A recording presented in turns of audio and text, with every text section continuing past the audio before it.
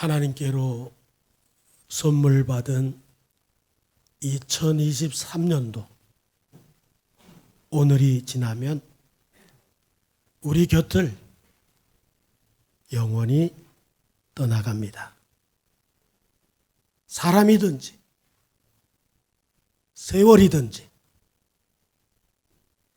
참 떠나보낸다는 것 언제나 깊은 아쉬움이 남기 마련인데 아픔을 안고 문제를 안고 고통을 안고 힘들게 새해 앞에 서신 우리 성도들이 있기 때문에 오늘 저는 위로와 격려의 말씀을 통해서 힘을 드리려고 하는 생각하에 말씀을 준비했습니다. 지난 3주 전이죠. 17일 주일 CTS 기독교 방송에서 우리 교회 찬양 집회를 인도해 주셨을 때 찬양을 인도한 김민석 선교사님, 그분과 함께 부르던 왜 나만 겪는 고난이냐고, 이 찬송을 부르는 중에 객석을 이렇게 쳐다보면서 찬송을 부를 때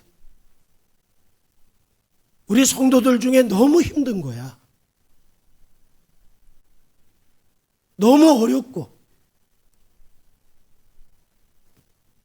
정말 하나님이 도와주시면 도와주시지 않으면 안 되는 이들을 바라보면서 두 손을 높여서 찬송을 할 때 제가 그분들 보면서 그냥 울컥해지는 거예요. 하나님, 이기게 해주세요. 다시 일어서게 해주세요. 다시 회복될 수 있도록 힘을 낼 수 있게 하나님 도와주세요. 이 찬송을 부르면서 흐르는 눈물을 어떻게 할 수가 없었어요.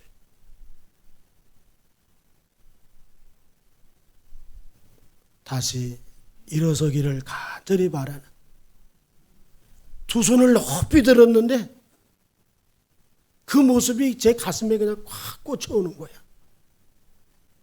저 아픔에서 일어서게 해주세요. 저 질병에서부터 벗어나게 해주세요.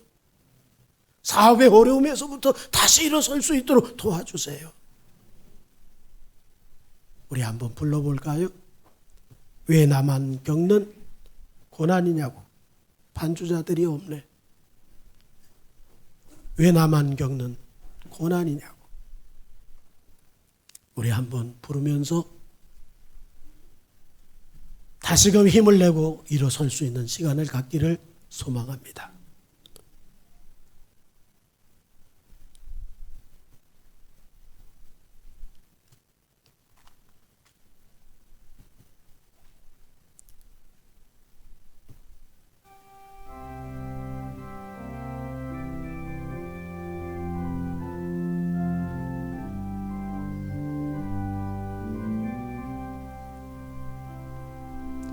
왜 나만 겪는 고난이냐고 불평하지 마세요. 고난의 뒤편에 있는 주님이 주실 축복 미리 보면서 감사하세요. 너무 견디기 힘든 지금 이 순간에도 주님이 일하고 계시잖아요. 남들은 지쳐 앉아 있을지라도 당신만은 일어서세요. 힘을 내세요. 힘을 일어서세요. 주님이 손잡고 계시잖아요. 주님이 나와 함께함을 믿는다면 어떤 역경도 이길 수 있잖아요. 왜 이런 슬픔 찾아왔는지 원망하지 마세요. 당신이 잃은 것보다 주님께 받은 은혜 더욱 많음에 감사하세요. 너무 견디기 힘든 지금 이 순간에도 주님이 일하고 계시잖아요. 남들은 지쳐 앉아 있을지라도 당신만은 일어서세요. 힘을 내세요. 힘을 내세요. 주님이 손잡고 계시잖아요. 주님이 나와 함께함을 믿는다면 어떤 고난도 이길 수 있잖아요. 할렐루야. 한 번 드렸던 예화인데 이 예화를 우리 교회 김정은 집사님이 크게 은혜를 받고 그 은혜를 기억하고 있어요. 어떤 예화냐 하면 오늘 이 예화를 들을 때 우리 모두가 희망을 볼 수 있기를 원합니다. 오래전 우리 어린 시절엔 시골의 집집마다 소를 한두 마리쯤은 키웠는데 새끼를 낳으면 그 새끼를 잘 키워가지고 그래서 성장한 소를 내다 팔면 그 돈으로 논도 사고 밭도 사고 아이들도 학교를 보내고 정말 한두 마리 소지만은 시골 농가에는 아주 큰 재산이 아닐 수가 없었던 거죠. 자녀들 학교를 보낼 철이 됐는데 한 마리 소를 키우는 집이에요. 한 마리 소를 키우고 있는 그 시골집에 불이 난 거야. 그런데 외양간에 소가 꿈쩍을 하질 않습니다.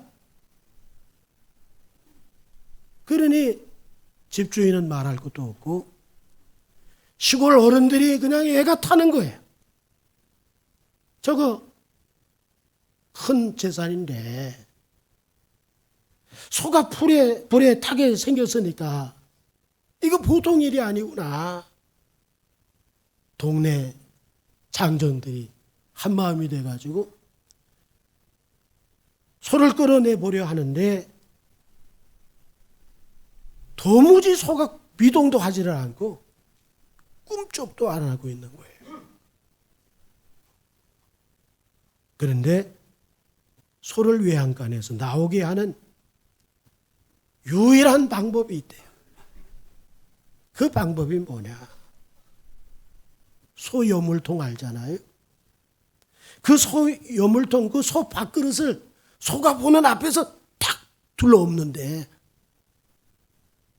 그러면 소가 그 모습을 보고 내가 이 집에서 할 일 다 했구나. 내게 이제 밥을 안 주겠다고 하니까 이제 내가 여긴 더 이상 소망이 없구나 하고는 소가 외양간에서 스스로 걸어 나온다는 거야. 그러나 사실은 소에게 밥을 주지 않겠다는 것이 아니잖아요. 왜 그랬어요? 소를 살리려니까. 불타서 죽을 거 아니까. 가만 놔뒀다고는 죽을 거니까. 그래서 밥그릇을 엎은 건데 소는 생각할 때 이젠 끝났구나. 그렇게 생각을 했다는 거죠. 우리도 마찬가지잖아요. 하나님이 어느 때 우리 밥그릇을 엎어버리실 때가 있어. 그때 우리가 겪는 아픔과 충격은 너무나 크고 견디기가 어렵고 힘들어. 그때 한결같이 생각해내는 것이 뭐냐면 차라리 죽는 게 낫는데, 차라리 이 한 목숨 끊어버리면 좋겠는데, 죽음을 생각한다는 거죠. 그러나 하나님이 죽이려고 하는 일이에요? 목숨 끊고자 하나님께서 작정하고 그렇게 하신 일이에요? 아니잖아요. 우리는 그거 없으면 이젠 죽었다 싶지만은 하나님은 우리에게 그것 말고 다른 거 주시려고 하는 충분한 능력을 가지고 계신 그분이 때로는 우리의 밥그릇을 엎을 때가 있어요. 나중에 깨닫잖아요. 날 죽이려고 하신 게 아니었구나. 오히려 하나님이 주신 사랑의 선물이었었구나. 이걸 깨닫게 되잖아요. 그러므로 이제 2024년도 하루면 이제 시작이 되는데 우리가 신앙인으로서 어찌 살면 좋을까? 4절을 보시죠.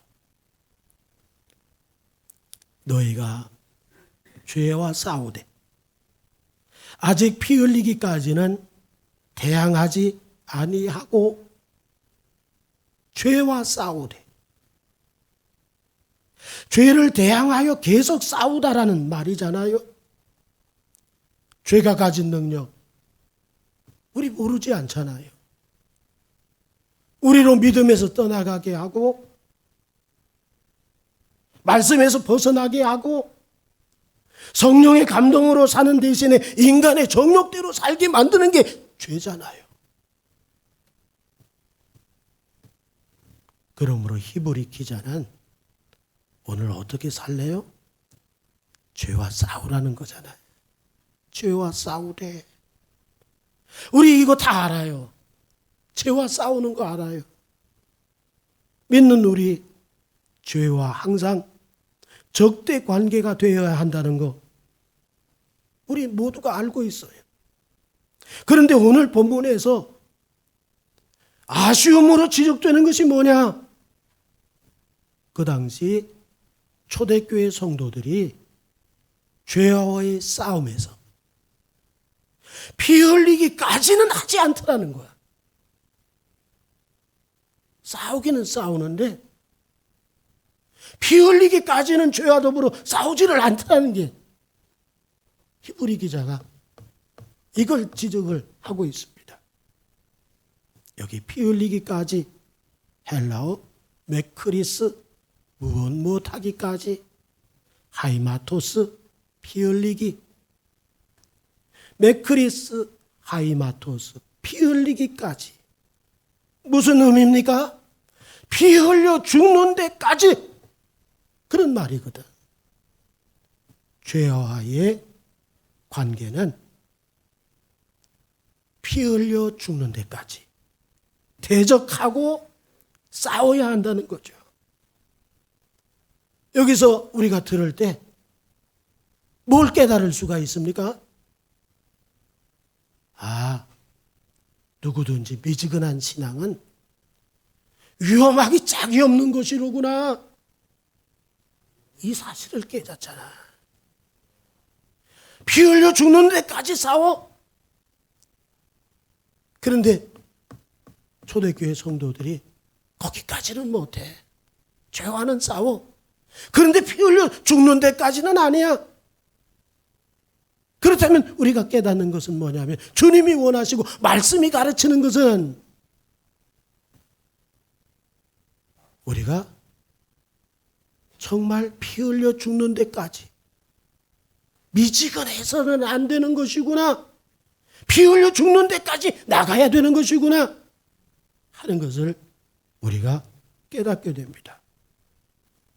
예수님이 우리에게 뭘 요구하실까요? 양자택일을 원하세요. 양자택일이 뭐예요? 미지근하면 안 돼. 미지근한 자리에 있으면 안 돼. 어떻게 하래요? 피 흘리기까지, 피 흘려 죽는 데까지 죄와의 싸움에 싸워서 이겨라. 양자택일이에요. 미지근 아니야. 피 흘려 죽는 데까지 나가. 이게 양자택일이야. 성경은 우리에게 이걸 원하고 있어요. 우리는 예수님이 어떻게 죄와 싸우셨을까? 빌립보서 2장 8절에 나오잖아요. 뭐라고 얘기하셔요? 사람의 모양으로 나타나사 자기를 낮추시고 죽기까지 복종하셨는데, 곧 어디에? 십자가에 죽는 데까지. 누구 죄 때문에? 우리의 죄. 이거를 우리 스스로 해결할 수 없으니까 그분이 해결해 주시고 믿는 자가 돼서 그분이 이루어 놓은 것을 받기만 하면 이루어질 수 있도록 우리에게 길을 열어주셨어. 그분이 죄와 더불어 싸울 때 미지근하셨어요? 아니야. 그분은 십자가에 죽는 데까지 복종하고 순종하시고, 당신은 죄와 싸우셔서 이기시고 사망 권세까지 깨뜨려 버리시고 우리에게 믿고 정말 죄에 대해서 대적하면 물러나게끔 길을 만들어 놓으셨어요. 하나님께서는 독생자를 보내셔서, 하나님 자신이시죠. 그런데 하나님 자신이 독생자로 오셔가지고 십자가 지시고 구속의 역사를 이루시기까지, 피 흘려 죽는 데까지 하게 하시는 하나님의 계획을 보세요. 이사야 9장 7절에 보면 뭐라고 얘기합니까? 만군의 여호와의 열심히 이를 이루시리라. 뭐예요? 십자가 죽는 데까지 이루시기를 위하여 열심을 잃지 않고, 이걸 계속해서 창세기 때서부터 주님 오셔서 이루실 때까지 계속 이 열심으로 이끌어 가셨다 하는 것을 말씀합니다. 오늘 2024년도를 지금 목전에 두고 있어요. 우리 어떻게 살까요? 그냥 죄에 대해서 미지근하게 대하는 그런 삶으로 그냥 한 걸음 건너갈까요? 아니죠. 여기서 끝내버리고 죽는 데까지 죄에 대해서 싸우는 그런 신앙을 가지고 한 걸음 새날을 향해서 들어갈 수 있는 분들이 되기를 주의 이름으로 축원합니다. 5절을 보시자고요. 또 아들들에게 권하는 것 같이 너희에게 권면하신 말씀도 잊었도다. 일러스되 내 아들아 주의 징계하심을 경히 여기지 말며 그에게 꾸지람을 받을 때 낙심하지 말라. 여기 아들들에게 권하는 것 같이라는 말씀에서 우리가 발견하는 게 있어요. 우리를 예수 그리스도로 인하여 당신의 자녀 삼으신 이후에는 절대로 종 취급하시지 않는다는 것. 아멘. 우리를 어떻게 취급하신다? 아들로서 대우하신다. 이게 약속이에요. 아들들에게 권하는 것 같이.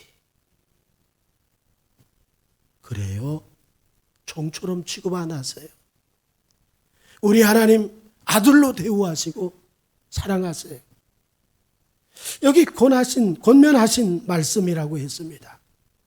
이 권면하신 말씀 파라클레세오스라고 하는 단어인데, 이 파라클레세오스가 가지고 있는 의미가 뭐냐 하면 하나님의 보호와 인도하심을 잊어버린 성도들에게 주시는 용기와 격려의 말씀, 이게 권면의 말씀이야. 그런데 하나님이 아들로 대하시고 권면하시는 위로와 격려의 말씀을 어떻게 했다? 잊어버렸다. 너무 안타깝잖아요. 그러면 하나님이 그냥 내버려 두시는 게 옳아요? 매를 들어서 징계하시는 게 옳습니까? 우리가 자녀가 잘못하는데 그냥 내버려 두는 게 옳아요? 매를 들어서 고치는 게 옳아요? 하나님 뭘 원하실까요?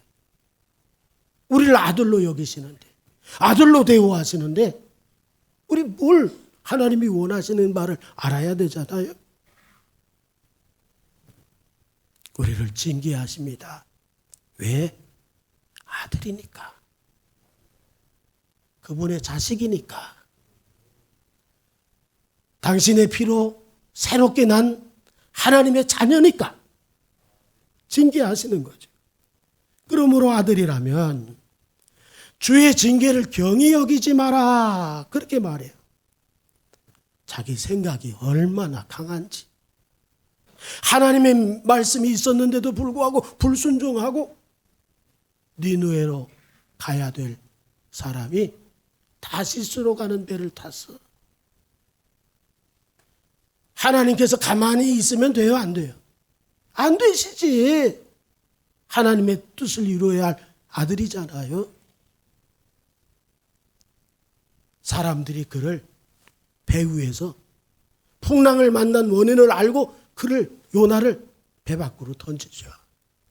그런데 때마침 지나가던 큰 물고기가 그걸 덥석받아버려. 큰 물고기 뱃속에 들어갔어요. 얼마나 뜨겁고 견디기 어려운지 몰라. 정말 숨을 쉴 수가 없어. 지옥이야. 거기가 지옥이었어.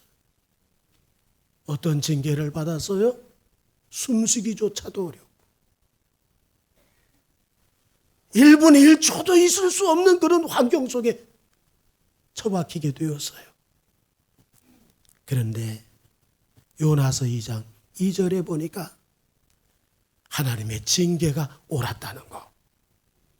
이르되 내가 받는 고난으로 말미암아 여호와께 불러 아뢰었더니 주께서 내게 대답하셨고 내가 수월의 뱃속에서, 지옥의 뱃속이야, 부르짖었더니 주께서 내 음성을 들으셨다. 징계가 축복이에요. 징계로 인해서 회개와 기도가 회복이 되고, 또 어떻습니까? 4절에 이어진 말씀에 보니까 내가 말하기를 내가 주의 목전에서 쫓겨났을지라도 다시 주의 성전을 바라보겠나이다. 쫓겨났을지라도 이제는 죽어도 성전 바라보겠습니다. 신앙으로 자기 생각대로 사는 사람들이 아니라 성전에서 들려오는 하나님의 음성으로 살겠습니다. 이런 고백이 터져 나와서 징계가 옳았어요. 매맞음이 옳았어요. 아들이니까 받았어요. 그래서 시편 기자는 시편 119편 71절에 고난당하는 것이 내게 뭐라고요? 유익이라. 이로 말미암아 내가 주의 율례를 배우게 되었도다. 이렇게 말하고 있습니다. 그렇다면 징계나 어려움을 겪을 때 어떤 태도가 우리에게 필요할까? 2024년도를 하루 앞두고 우리가 그냥 넘어갈까? 아니죠. 징계를 받았을 때, 어려움을 받았을 때 어떤 태도를 가지고 우리가 변화된 채로 넘어가는가? 이것은 너무나 중요하다는 거죠. 하나님의 뜻을 헤아리며 도리어 감사하고 마음으로 기쁘게 받는 태도가 우리에게 있어야 될 줄로 믿습니다. 그러므로 우리가 하나님께로 꾸지람을 받을 때 낙심하지 마 이렇게 말씀하세요. 낙심하지 말라. 헬라어 메데 무엇 하지 마라. 에쿨리우 낙심이란 단어예요. 메데 에쿨리우 어떤 의미를 가지고 있느냐 하면 몹시 비관하다 또는 혐오스럽다 그런 의미를 가지고 있어요. 강력한 절망감과 거부감을 의미하는 것이 낙심이란 단어예요. 에쿨리우. 이게 잘 표현된 성경 구절이 있어요. 소개해 드릴게요.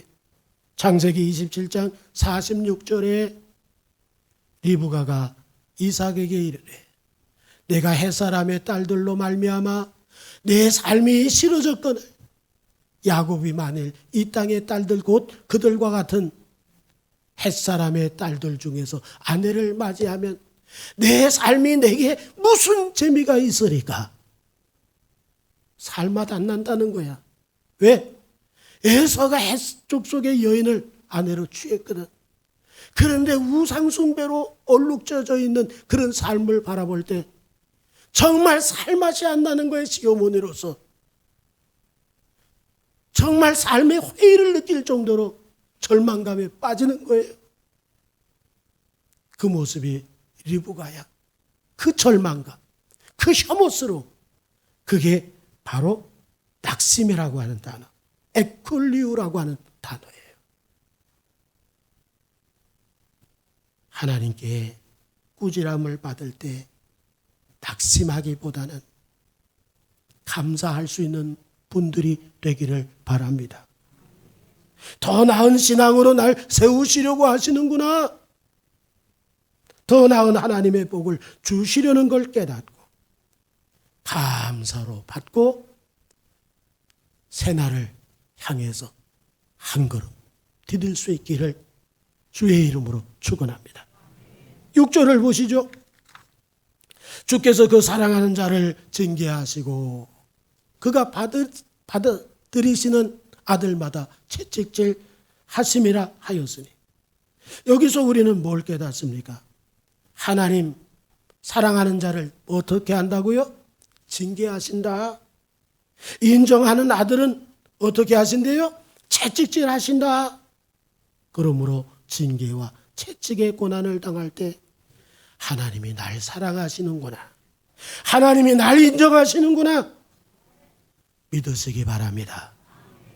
하나님이 이 세상에 아들로 오셨어요. 예수 그리스도 그분이시잖아요. 죄가 없음에도 징계를 받으시고 죄가 없음에도 채찍질을 당하시고 십자가에 죽으심은 우리의 죄를 짊어지셨기 때문에 그분은 죄가 없음에도 징계와 채찍질을 받으신 거죠. 그로 인해 우리는 죄인에서 의인이 되어졌어요. 멸망에서 구원의 자리로 옮겨졌어요. 우리를 고쳐주셨어요. 마귀만 쫓던 그 삶이 하나님과 올바른 관계로 세워주셨어요. 우리를 하나님의 자녀가 되게 하셨고 천국의 백성이 되게 하심을 믿으시기 바랍니다. 7절에 너희가 참음은 징계를 받기 위함이라. 하나님이 아들과 같이 너희를 대우하시나니 어찌 아버지가 징계하지 않는 아들이 있으리요. 그러므로 8절에 징계는 다 받는 것이거늘 너희에게 없으면 뭐래요? 사생자요 신아들이 아니니라. 시편 94편 12절에 여호와여 주로부터 징벌을 받으며 주의 법으로 교훈하심을 받는 자가 뭐라고요? 아멘. 이 자세, 이 태도를 가지고 새로운 날을 향해서 뚜벅뚜벅 걸어갈 수 있기를 바랍니다.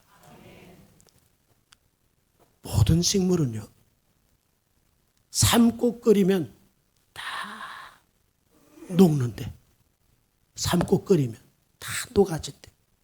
근데 삶고 끓이면 단단해지는 식품이 있대. 그게 달걀이래. 삶으면 삶을수록 단단해진대. 뜨거운 물에 들어가서 삶아지면 삶아질수록 단단해지는 달걀처럼 우리 단단해지자고요. 그 아픔 속에서 단단해지고, 그 소름 속에서 단단해지고, 그 문제 앞에서 단단해지고, 그 실패 속에서 더 단단해지자고요. 하나님의 숨은 섭리가 있어. 기독신문 김관선 목사의 랩소디에 가치라고 하는 주제로 자기 이야기를 써놓은 곳이 있는데, 아프리카 콩고에 나무 가면을 할아버지 때 구입을 해가지고 다락에 놔뒀는데, 그가 손주도 이제 할아버지가 됐어. 다락을 정리하다 보니까 나무 가면이 있는 거야. 그래서 나무 가면을 고물상에 팔았대요. 20만 원에. 20만 원 받고 이 나무 가면을 그래도 20만 원이나 주네. 좋아한 거야. 그런데 고물상 주인은 그 가치를 알아본 거예요. 경매에 내놨는데 60억에 당첨이 됐어. 밤에 잠이 안 오는 거야, 이 할아버지가. 그럼 어떻게 살겠어요? 그래서 고소를 하고 재판 과정을 겪게 되는데, 판결이 어떻게 나왔느냐 하면, 이제 더 이상 당신 팔았으니까 당신 거 아니니까 패소 판결이 난 거야. 아마 오래 못 사셨을 것 같아. 가치를 모르는 거야, 가치를. 우리가 겪는 고난의 가치를 모르는 사람들이 너무 많아.